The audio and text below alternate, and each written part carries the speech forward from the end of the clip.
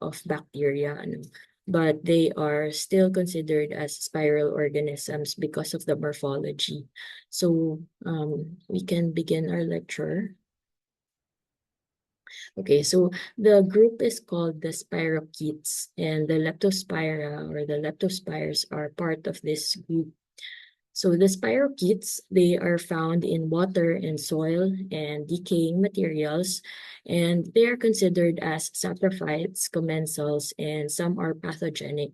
So you can find this in soil, and especially when it's the rainy season, the water can make the bacteria or the organisms rise up in the water. That's why kapag, di ba, pag bumabagyo, kapag may typhoon and flood, then the cases of leptospira or leptospirosis, dumadami yung cases ng leptospirosis during a typhoon. So we also know that this affects both animals and humans. So there are three major families: the Borrelia, the Spirocheta, and the Treponema. But mostly the one that we are concerned about in vet med is your Leptospira. Okay. And if you look at the figure on the right, here is an image of your leptospires. They are described as slender, spiral, and actively motile and flexible microorganisms. They're also very long, no? So you'll notice mahaba yung organism na to. We don't have this in culture in the lab kasi they're quite difficult to culture. But we'll take a look at some of its morphology later on. Okay, so the structure of these spirochetes is quite unique compared to other organisms. And that is because of some structures that allow it to be motile. So this is the structure of your spirochetes. No? And here you'll see the cross section of the organism. So what's unique is that it has some eggshell filaments right here. This allows the bacteria to be motile or move, no? So yung filaments na to, they act like a muscle. So they contract, and when they contract, the bacteria will have a movement, no? It's a crawling movement, and we'll also watch a video later to demonstrate that. So yung para siyang sing-sing, no? Or para siyang ring-like structure on cross-section. So we have here the eggshell filaments. So this is the structure for motility of the bacteria. And then we have the outer sheath right here, covering the entire cell. And then you have inside the cytoplasm, and it has a cytoplasmic membrane. Sa longitudinal section, this is if you look at the image on the right, you'll see the eggshell filaments are wrapped around the entire body of the bacteria. And it's wrapping around the outer portion, but it is covered by the outer sheath. Okay. And so yung three basic cellular elements would be the outer sheath. So this encompasses the cell. You have the eggshell filaments, and they resemble the fibril or flagella, and this is the major structure of the bacteria that allows it to be motile. And then you have the protoplasmic cylinder, which includes the cell wall and cell membrane.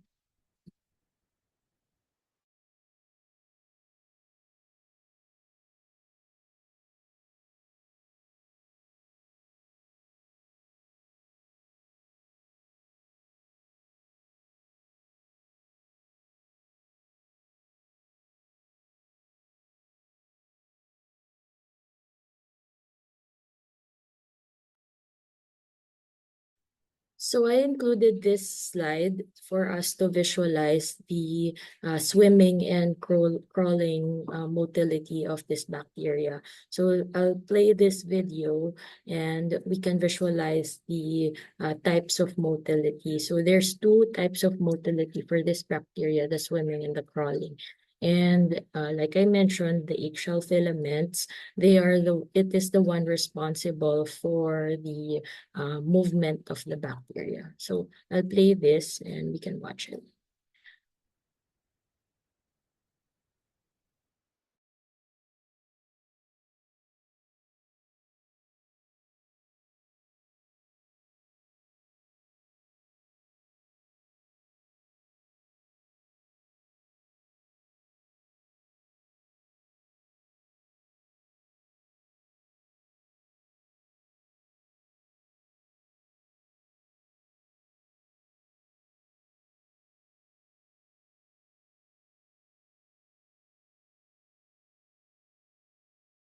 So what we're looking at is the leptospire itself. So you can see it's highly motile, no? And you'll also notice that in this video, there's a dark background and we can see the leptospires are the ones that are reflecting the light. And this form of microscopy is called dark field microscopy, you know. So you'll also notice that they can move really fast, and that is because of the contraction of the eggshell filaments. So yung dark field microscopy, this is the type of microscopy that is used for visualizing and detecting the bacteria. So this is not we are not able to see this or visualize this bacteria using the regular light microscope. So you need a dark field microscope in order to see this bacteria. No? And you also need to culture the bacteria, and it's quite difficult to culture this bacteria. But there are ways to detect them. Um, uh, there's some diagnostic tests, no, but we'll mention or we'll talk about this diagnostic tests later. Okay, so you notice na ano siya, no, very para siyang kiti-kiti, parang malikot siya. No? So there's two mechanisms, the swimming and the crawling mechanism for the motility of this bacteria.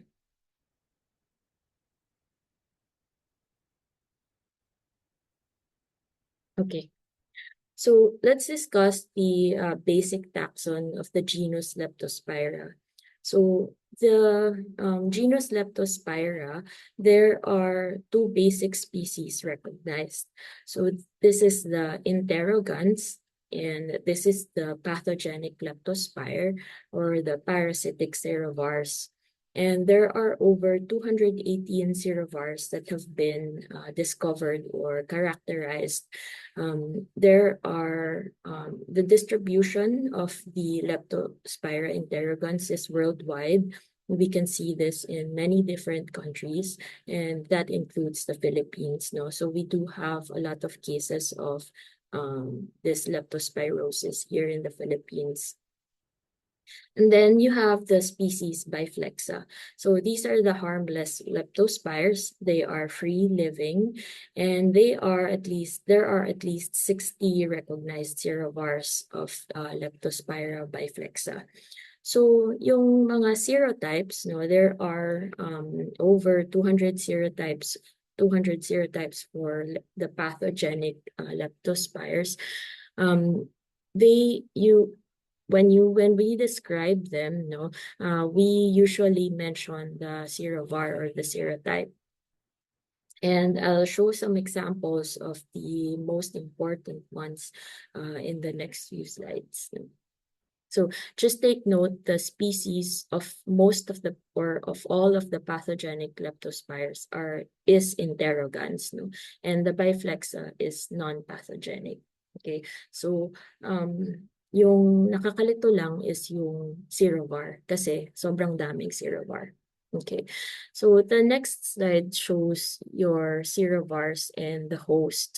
And it seems like there is a preference no, for the Leptospira when it comes to the host kasi each serovar is associated with a particular host. You have the most popular, the ecterohemorrhagiae and canicola, or the most common, no? So yung ecterohemorrhagiae and serovar canicola, so these are found in your mice or in rats, no? And then small rodents. And then the canicola is seen in the dog. So here in the Philippines, we have a lot of cases of leptospirosis in dogs.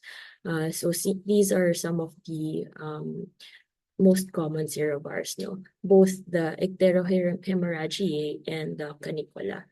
But this canicola, along with Pomona, Gripotyphosa, Harjo, these are seen in cattle. So we do have some reports of leptospirosis in your water buffaloes here in the Philippines, yung mga carabaos natin, no? Yung Philippine carabao.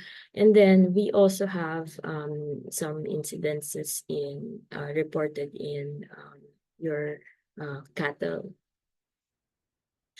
And so yung i-highlight ko lang is the ecterohemorrhagiae and conicola. This is common in humans kasi sila yung nakikita sa rats and then in dogs, no. For the cattle, yung pomona and then your harjo and gripotyphosa has also been reported, no, occasionally. So just take note of those important serovars because in the prevention, in the vaccination, you have to be aware kung ano yung mga serovars that are available for vaccination. No? And we'll tackle that in the later slide as well. So here in the Philippines, I mentioned that there are some cases of Leptospira, and one of our former faculty and Professor Emeritus, and also a national scientist, Dr. Topacio. His name is Dr. Teodulo M. Topacio, or the late Dr. Topacio. He was the one who characterized many of the Leptospira cases here in the Philippines. So if you look at all of the studies that he has done, no, he has he has produced a lot of literature that is related to leptospirosis, both in humans and in animals, in dogs, and then also in rats, no. But I couldn't find kasi if you look at the date of publication, no, this was in the 1970s. So 1974, 1972, 1979. So during that time, hindi pa digitized masyado yung mga journals, no. So if you try to search for them, halos wala yung abstract or there's not a copy of these studies, but maybe in hard copy meron tayo sa library. But yeah, he's known for characterizing the leptospirosis here in the Philippines. So he's a DVM. Naabutan ko pa siya sa college, but he passed away recently, a few years ago. He's also done a lot of studies in other animal diseases like rabies. No, so he was part of the advocacy to make it put it into law, the Anti-Rabies Act of the Philippines. No? And so yun yung contribution ni Dr. Topacio. He was from the Department of Veterinary Paraclinical Sciences then. No? So he's our Professor Emeritus and National Scientist. There are other studies showing that there are unique Leptospira serovars in the Philippines. There are two notable serovars that have been characterized. So most of these were studied in UP Manila. So if you're not aware, there is a reference laboratory in UP Manila, and they're the ones who are able to confirm and characterize the cases of leptospirosis here in the Philippines. So the two serovars that are important in our country is the Serovar Manile and Serovar Los Baños. So Serovar Manile, it's pretty recent, no? It was isolated in between the period of 1957 to 1959, and it was described as a new serovar, and they named it Manile. And um, this can be now recognized as a unique serovar here in the Philippines. No? So in 1967, it was listed as a unique serovar. And then we also have our own serovar in Los Baños. So there's the Los Baños serovar, and this was also isolated from a rat. No? And um, the one study showed that Los Baños Serovar, along with Manile and another lesser known serovar, the Hebdomades, this is the most common serovar that affects or that was seen in rats in Manila and Laguna. So if we look at the image on the left, this is the pulsed field gel electrophoresis of your two serovars, the Manile serovar and the Los Baños serovar. So the pulsed field gel electrophoresis, how does this work? You take the DNA of the bacteria and then you put it into a gel and you run it and you see unique patterns. So if you look at the Manilay strain, parang meron siyang tatlong bands here, and then you have some unique patterns here. So merong groups within that serovar, no?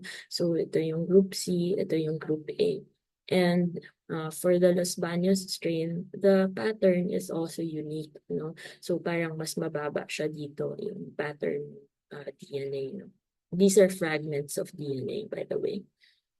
And so this is one way that we can characterize and also confirm, no, if the strain is unique or if it is new. So yan yung pulsed field gel electrophoresis. Okay. And just take note, so these are all considered as pathogenic. So Serovar, Manilay, and Los Baños are considered as pathogenic leptospires. So they belong to the species Leptospira interrogans. Okay. So is this clear? Do you have any questions when it comes to this part or this section?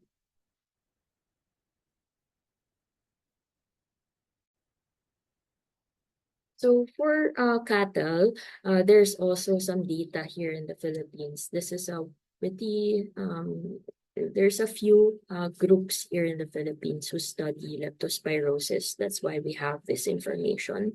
So in this area, no, in Central Luzon, there are some farms that we see these cases, and they are mostly water buffalo farms or yung mga carabao farms, no? So we see the red dots here, and then there's also one cattle farm. So this group, no, the Dr. Villanueva, together with some people from I think this is from the Philippine Carabao Center, si Dr. Mingala and Dr. Balbin, who's now in FAO. They were the ones who characterized this. No? So there were cases of leptospirosis in Philippine Carabao and cattle as well. And when they characterized the DNA and sequenced the bacteria, they found that there are three major clusters, and the serovar that they are related to is this Borg peterseni and Kirchneri. Okay, so just take note that uh, the two serovars are the ones that we could see in your water buffaloes here in the Philippines. So what is the pathogenesis of this bacteria? So your host, no, they will become infected if they come into contact with the leptospires. So there could be the urine. So the bacteria is shed in the urine by carrier animals. Mostly these are rats. No?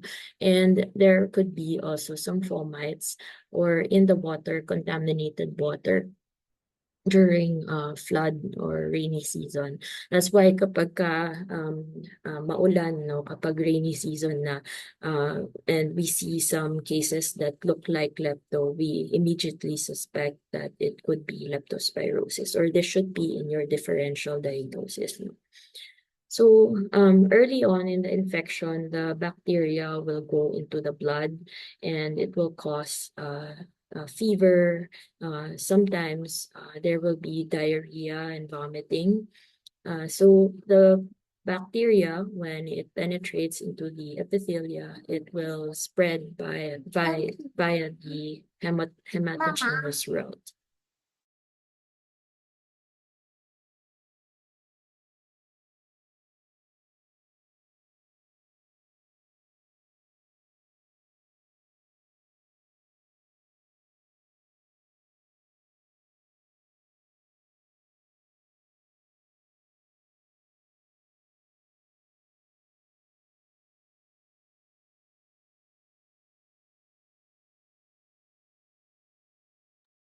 Okay. So the bacteria, it will go into the blood. So this period is called the leptospiremia, no, the leptospiremic phase. And this can last for about 2 weeks in the animal if there is no intervention.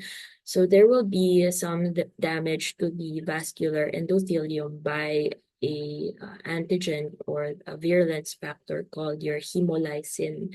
So this will it will allow the bacteria to go into the blood. And after 2 weeks, this bacteria will localize and proliferate in the parenchymatous organs. And the two organs that are most important would be the liver and the kidney.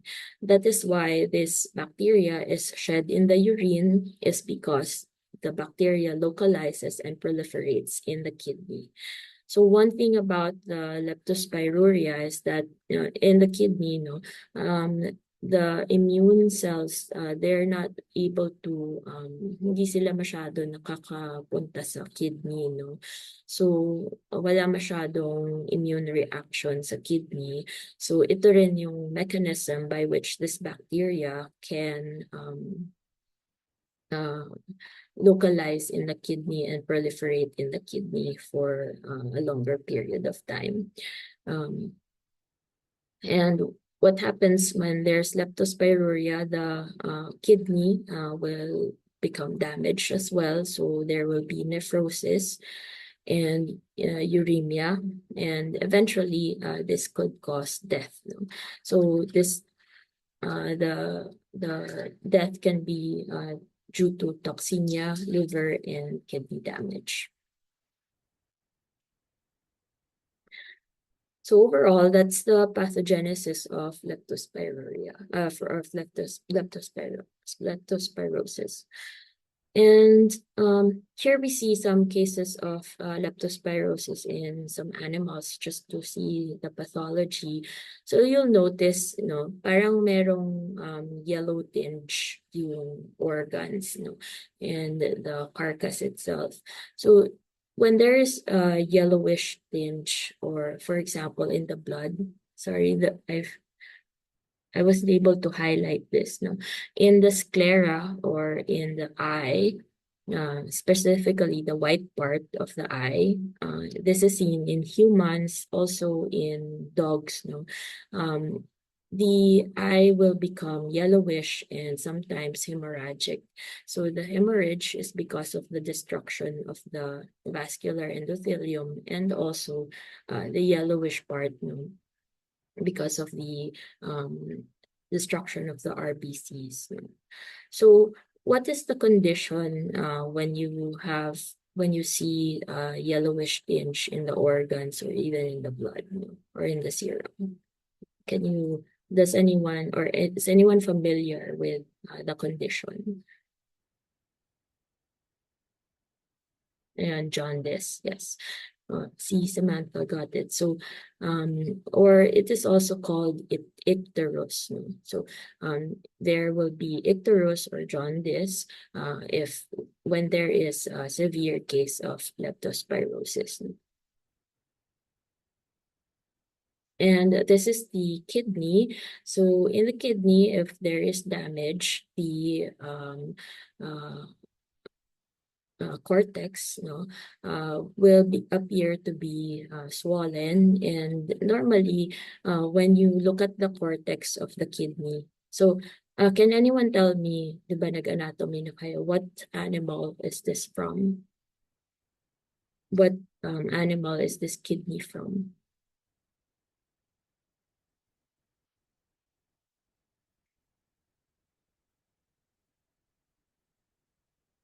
Yes, correct. So ruminant, or this is in cattle. No?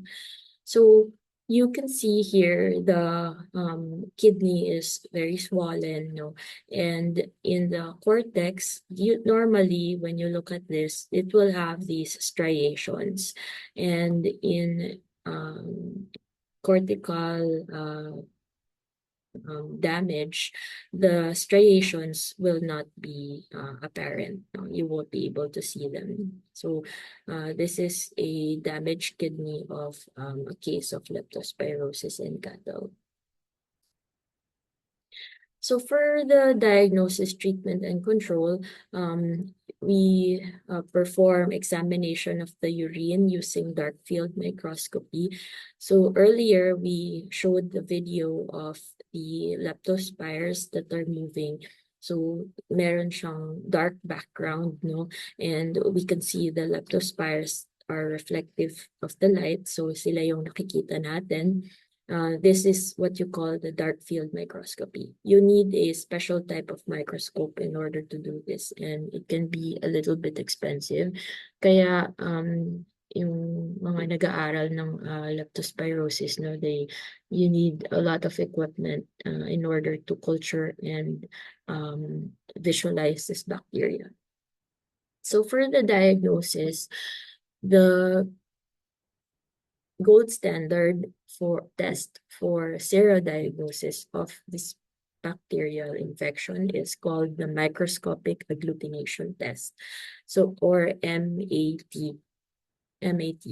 And so this is a serologic procedure. So you saw the dark field microscopy earlier. You also confirm the agglutination using dark field microscopy. So this is considered as the gold standard for serodiagnosis. So what you use is antibodies, and the antibodies are specific to a particular serovar, and they will clump together with the bacteria, and that is the positive result for the microscopic agglutination test when there is the clumping. So the antibodies are specific for the serovar.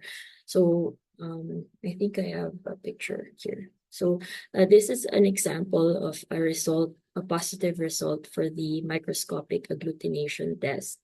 So this is a photomicrograph. Medyo matagal na tong micrograph na to, no? 1961 pa siya. That's because this method is a long-established method, pero siya pa rin yung gold standard na ginagamit for sero-diagnosis. Okay? So specific yun to, it means that you're identifying the serovars for the Leptospira.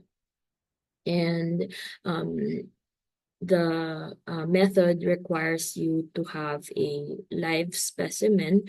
So you have to be able to culture the bacteria, and it takes a while, no? You more than 2 weeks in order for you to grow the bacteria. And then once you have the culture, the live culture of the organism, you will use a specific antibody, a serovar specific antibody to confirm. And if you look at the clumps here, these clumps, these are the positive agglutination, for this test. And you also see the leptospires themselves, sobrang dami nila. And so, pag may clumping, yun yung positive result. So, when you're trying to perform the sero-diagnosis, hindi lang isang antibody yung gagamitin mo. So, you're using an entire panel of antibodies, and these are serovar specific. So, kung saan yung mag-clump, then dun mo malalaman na yun yung serovar na yun. And also take note, dark yung background. So, ito yung dark field microscopy technique. However, in the clinic, for example, there may be some cases of Leptospira, even in our hospital, during rainy season, pag may flood, maraming cases na yung mga roaming dogs, especially pag outdoor dogs sila and they come into contact with flood or yung rainwater, they can become infected with your Leptospira. When I was, before I left for my PhD, I did a study for detecting the pathogenic leptospires in dogs. So we confirmed a number of cases through PCR.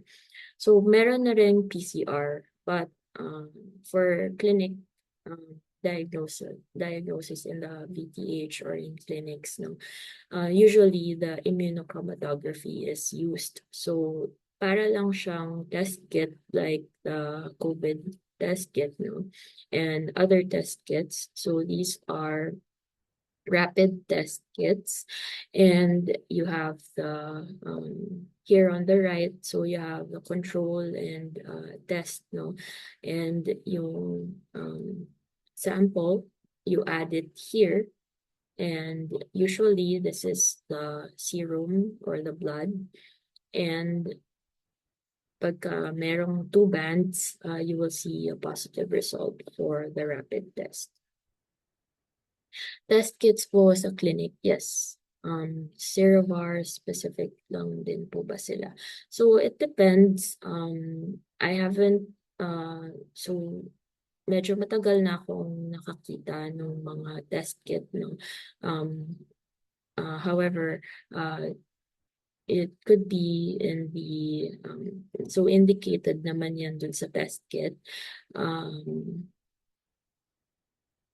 Meron din siyang limitations, so kung serovar specific siya, it will not detect certain serovars, so that's actually a good question kasi yung diagnosis of lepto medyo usually clinical signs, you will encounter cases of this, and then clinical signs yung usually na ginagamit for a tentative diagnosis. But yung isa pang limitation of the rapid test kit is that since antibodies yung dinadetect niya, it's possible kasi especially if the animal was vaccinated, later we'll in the next few slides, we'll talk about vaccines. But pag vaccinated siya, magpaproduce din siya ng antibodies against the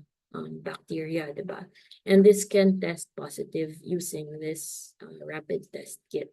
So, possible na mag-create yun ng confusion but there are some other considerations, and I'll mention that in the next slide. So yun yung pinaka-common. Okay, so yun rapid test kit. But there are other tests as well, pero usually hindi na siya ginagawa. So yung inoculation, histopathology, isolation, and culture. So since this is a difficult bacteria to culture, hindi natin masyado siya pina-perform. And then you have the fluorescent antibody technique. So here we see the leptospires. They are color green, no?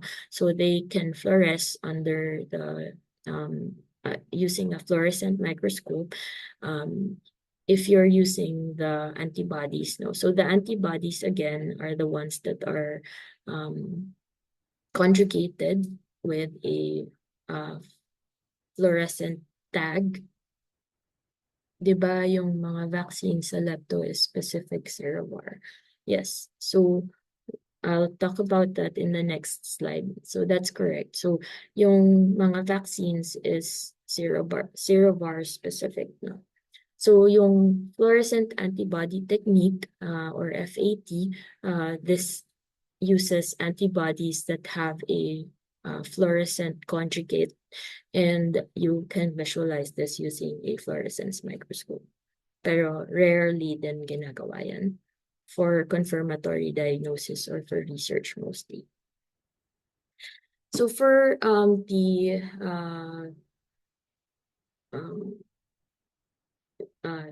diagnosis, no, and prevention.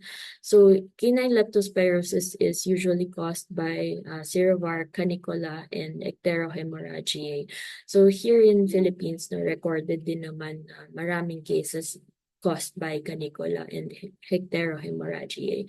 So there are various forms: the hemorrhagic, ecteric, uremic, and the inapparent form. Sometimes the animal, when it's brought to the hospital, ano pa lang siya, it's usually fever, vomiting, diarrhea. Kapag hindi pa ganun ka-apparent or it's early on in the infection, remember it's 2 weeks of leptospiremia before you will see major signs and symptoms. And treatment is usually, it could be penicillin G and doxycycline. So ito yung mostly ginagamit sa clinic or in the hospital. And early treatment is important, and you have the supportive therapy or fluids. That's also important. Now, for the bacterians, no, so ito yung mention ni, sino ba? Si Karaid, no. So for the bacterians, no, the available vaccine is called a bacterian. So it is given to induce a humoral immunity. So when you say humoral immunity, the bacteria or the body or the host, no, will produce antibodies against this bacteria. And most of the vaccines are a combination of various serovars. And yung two na pinaka-common is the ecterohemorrhagiae and canicola. However, okay. So yung immunity when you give bacterian is limited. Unlike other vaccines, for example, for viruses, live viruses, no, iba din yung there's evidence that there's long-term protection. However, for bacterians, it is known that the immunity can last less than 18 months or even 6 months. No? So before, when I was a student, yung theory or hypothesis was that the bacterian protection will only last for 6 months. No? So and since maraming cases ng lepto dito sa Philippines, recommend na twice a year ka mag-vaccinate against Leptospira. And there are a number of available vaccines. When I was a student, yung 2-in-1 lang, no, the ipterohemorrhagic and canicola. But since then, there are a number of vaccines that have been developed, no. And so ito yung dati, yung 2-in-1. This is mixed together with the 5-in-1 vaccine that's given to puppies, so Epterohemorrhagiae and Canicola. But there are other available vaccines for calves and cattle, and also for dogs. So for cattle, you have a combination of the serovars Harjo, Copenhagen, and Pomona. And these are based on data, no? So data-driven yon, yung selection na yon, kasi sila yung most common serovars. And then you have also the Leptovax from this company called Fort Dodge. So this is used in dogs as well. So mas madaming serovars yung available. And that is the Gripo typhosa, Pomona, Icterium hemorrhagic, and Canicola. So ito yung tinatawag na 4-in-1 na ginagamit together with the 5-in-1 vaccine. So sometimes no, nagiging 8-in-1 or 9-in-1. So you'll encounter this in the future, I'm sure, if you go into practice. And yun yung mga important na kailangan yung tandaan.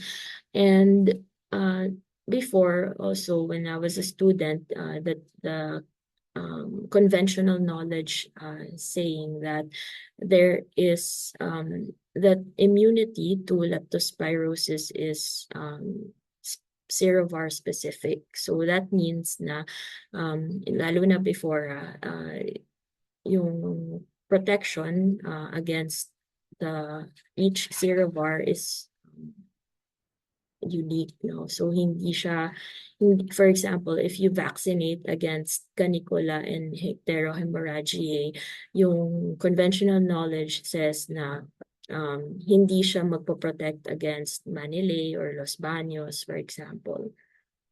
However, some recent studies have shown that there is some evidence of cross protection. So that gives us a little bit of confidence, no? Kahit na meron tayong mga local strains, no, it's still possible that the Ecterohemorrhagiae and Cunicola could provide some cross protection. Pero kailangan din natin ng evidence nun. No, but it's hopeful na there was a study showing that the icterohemorrhagiae and canicola and Gripo typhosa serovar, if you vaccinate using this bacterium, they can provide cross protection against another serovar. So for example, the Copenhagen. So maybe in the future it would be a good idea to see if there are some cross protection for our dogs, especially that we do have some local strains pero there's no available vaccine. So I think that is the last slide. So do you have any questions when it comes to this last part?